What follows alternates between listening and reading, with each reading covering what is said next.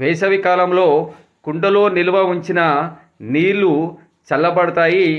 అదే బిందెలో ఉంచిన నీళ్లు చల్లబడవు. ఎందుకు?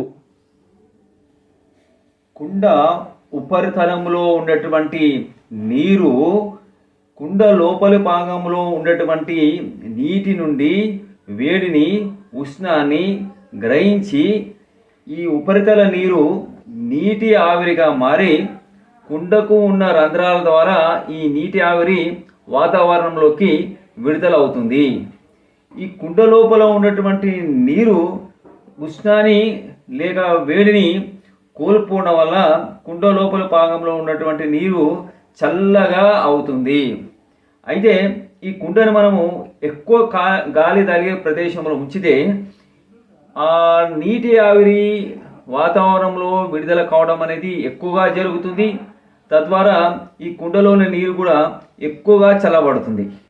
స్టీల్ బిందె వంటి లోహపు బిందెలలో ఉన్నటువంటి నీరు కూడా ఆవిరి రూపంలోకి మారుతుంది. కానీ ఈ ఆవిరి రూపంలో మారినటువంటి నీరు వాతావరణంలోకి విడుదల కాలేదు. కారణం ఏమిటంటే ఈ స్టీల్ బిందెకు అంటే ఇటువంటి లోహపు బిందెలకు ఎటువంటి రంధ్రాలు లేకపోవటం వల్ల ఈ బిందె లోపల ఆవిరి రూపంలో మారినటువంటి ఈ బిందె లోపల ఆవిరి రూపంలోకి మారినటువంటి నీరు ఈ విధంగా మూతపై నీటి బిందువుల వలె నిక్షిప్తమై ఉంటుంది. అంతేగాని ఈ ఆవిరి రూపంలో ఉన్నటువంటి నీరు వాతావరణంలోకి పోలేదు, విడుదల కాలేదు. అందువలన బిందెలో మనము నిల్వ చేసినటువంటి నీరు చల్లపడదు. వేసవి కాలంలో ఓపెన్ వెల్స్ లేదా మోట బావిలలో తాగిన నీరు కూడా చల్లగా రుచికరంగా ఉంటాయి.